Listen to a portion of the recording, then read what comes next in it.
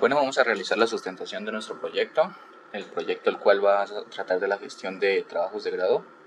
Entonces, como pueden ver, aquí tenemos nuestras 12 épicas, están enumeradas desde la 1 hasta la número 12. Para este primer corte vamos a trabajar con el registro y autenticación de usuarios, que es la épica 1, la épica 2, que va a ser la gestión de propuesta de trabajo de grado, y una parte de lo que va a ser el seguimiento del trabajo de grado que corresponde a la épica 5. Aquí tenemos las historias de usuario tanto para la épica 1 con sus criterios de aceptación, para la épica 2, que los tenemos aquí, y para la épica 5, que lo tenemos aquí, que es un poco corto, por lo que pues en parte hay cosas que se van a trabajar más de la épica 5, que tiene que ver con la ejecución. También definimos una lista de actividades, un product backlog, una serie de tareas que se realizaron a lo largo del corte. También estamos aplicando una metodología Scrum, en pocas palabras, con el seguimiento de estas tareas que pues igualmente se van a ver reflejadas en el tablero de actividades en Jira. Por otra parte, tenemos unas representaciones de bocetos de lo que van a ser nuestras interfaces gráficas dentro del sistema. Tenemos por aquí lo que va a ser el login, el registro del docente, el registro del formato A, la evaluación del formato A, que va a ser acorde al coordinador, el versionamiento, según ya la versión de lo que va a ser el formato, ya sea la segunda o tercera versión, ya que esto va a ser una restricción, que se van a manejar solo 3 versiones. Y por acá tenemos lo que va a ser las consultas de los estudiantes, donde van a poder revisar el estado de su formato A, si fue aceptado, rechazado o si se tiene que volver a subir. Y por acá tenemos una tabla donde se ve reflejado el test de usabilidad respecto a los bocetos de las interfaces. Como tal, tuvimos 5 usuarios que probaron, o mejor dicho, miraron los bocetos y dejaron unos problemas y unas recomendaciones respecto a los bocetos. Continuando con los atributos de calidad para la iteración 1, acorde al primer corte, ya sabemos, como se definió al inicio del semestre, que el sistema va a ser una aplicación monolítica en capas con principios SOLID y patrones de diseño. Podemos ver que los atributos de calidad para este corte tenemos la modificabilidad, la usabilidad, la confiabilidad y disponibilidad, la seguridad, la testabilidad y la mantenibilidad. Tenemos un pequeño ejemplo para cada uno, como se puede observar. Vamos a tomar por ejemplo la modificabilidad. Cuando se requiera modificar la validación de contraseñas, un desarrollador podrá hacerlo en menos de 2 horas sin afectar otras funcionalidades del sistema. Esto acorde a lo que pues las restricciones de las contraseñas, todo lo que va a necesitar una contraseña segura dentro de nuestra aplicación. Y como nota al final tenemos que en los siguientes cortes se añadirán otras como escalabilidad y portabilidad según las iteraciones 2 y 3.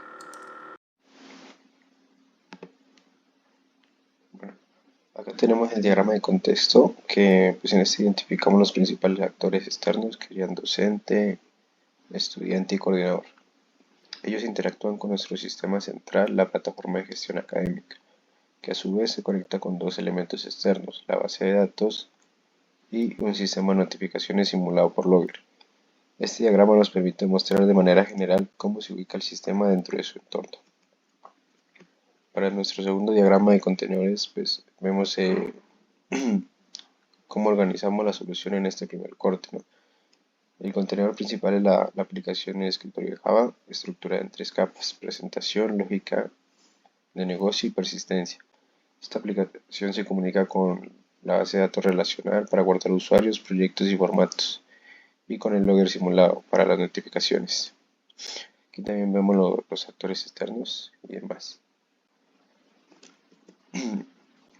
Para el diagrama de componentes tenemos que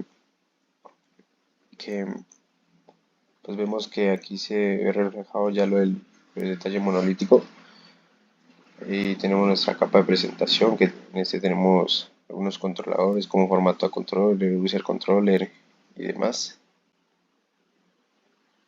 Los tenemos acá, y también tenemos pues nuestra capa de negocio y nuestra capa de persistencia. Por último, para finalizar, pues observamos nuestro diagrama de clases. Vemos que aquí tenemos todas nuestras clases con sus debidos atributos, interfaces, entidades y demás de pues prácticamente todo lo que se usó. Con respecto a las pruebas unitarias, las implementamos en la capa de negocio. Aquí podemos ver que tenemos clases como formato A Service Test, proyecto grado Service Test y User Service Test. La idea de estas pruebas es validar que la lógica del negocio funcione de manera independiente, sin necesidad de conectarnos a la base de datos ni a la interfaz. Por ejemplo, en el caso de User Service Test, verificamos que las operaciones de creación y validación de usuarios se realicen correctamente. Aquí se puede ver. Siguiendo el principio de responsabilidad única, porque probamos cada método de manera aislada. De esta forma, garantizamos que si en algún momento cambiamos la implementación de los repositorios o la forma de persistencia, la lógica de negocio seguirá funcionando correctamente. En conclusión, las pruebas automáticas nos ayudan a tener un software más confiable, mantenible y seguro frente a cambios futuros.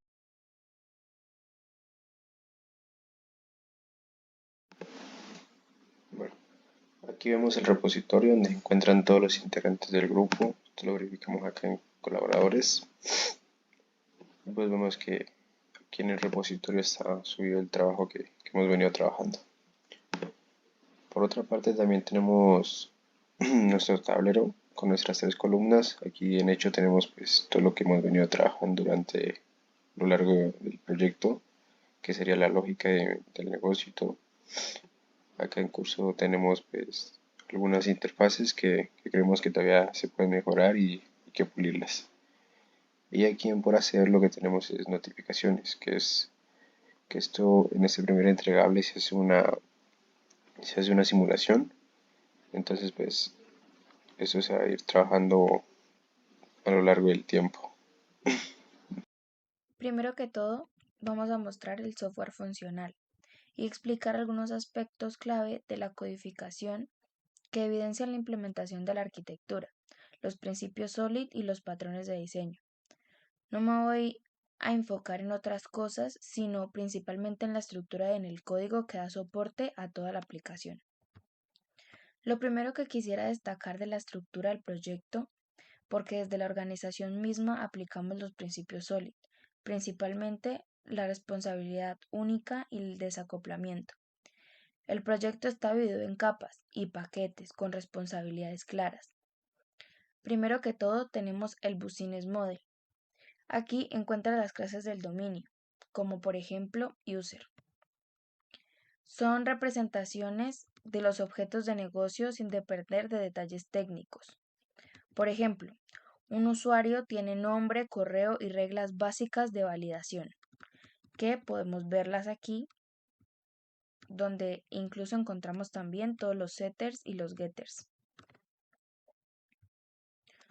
Por otro lado, tenemos a Business Service, que contiene la lógica de negocio como User Service y MPL. Aquí se define operaciones como crear usuario o validar datos. Estos servicios dependen de interfaces. Podemos ver que cada uno de nuestros servicios tiene su propia interfaz. No dependen de implementaciones y entonces aquí estamos aplicando el principio de inversión de dependencias.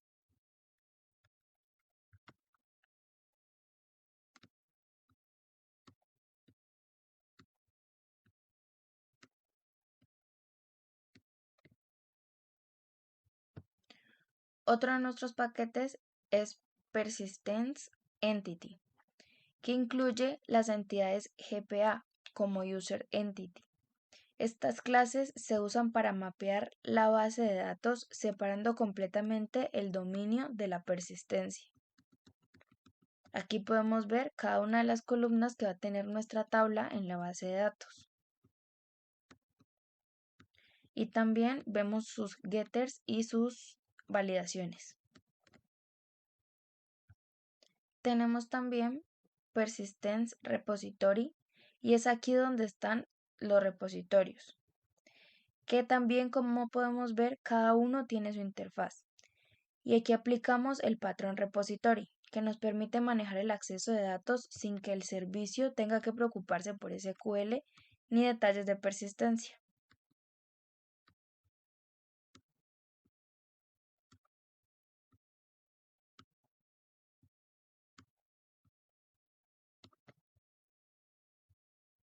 Y por último, entre nuestros paquetes más importantes tenemos el Persistence Config, que contiene la configuración de la base de datos. Con esto centralizamos la conexión y evitamos acoplar la lógica a detalles técnicos. Con esta estructura logramos el orden, claridad y la posibilidad de escalar el sistema sin romper el resto de las capas. Elegimos la arquitectura en capas, ya que nos permite una clara separación de responsabilidades, como podemos verlo aquí, facilita el mantenimiento del código y nos permite aplicar principios de diseño y patrones. La estructura está organizada, como podemos ver, en la capa de aplicación, capa de presentación, negocio, persistencia y finalmente tenemos como business exception para manejar errores de negocio y de modelos. Gracias a esta organización, el sistema es más modular, extendible y mantenible. Por ejemplo, si después quisiéramos cambiar la forma en que se guardan los datos, solo deberíamos modificar la implementación de los repositorios, sin tocar la lógica del negocio, ni los controladores. En conclusión, este proyecto muestra el uso de una arquitectura en capas bien definida, aplicando principios SOLID y patrones de diseño que evidencian una implementación limpia y profesional. Por otro lado, puedo mostrarles que estamos trabajando con MySQL y por aquí podemos ver la base de datos con sus tablas y cada una con sus atributos.